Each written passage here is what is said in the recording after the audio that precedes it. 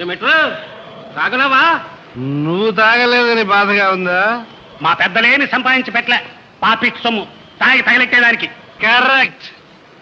పెద్దవాళ్ళు సంపాదించిందంతా పాపిచ్చి సొమ్మే అయితే కుర్రవాళ్ళు తాగి తగలేయడమే పుణ్యం.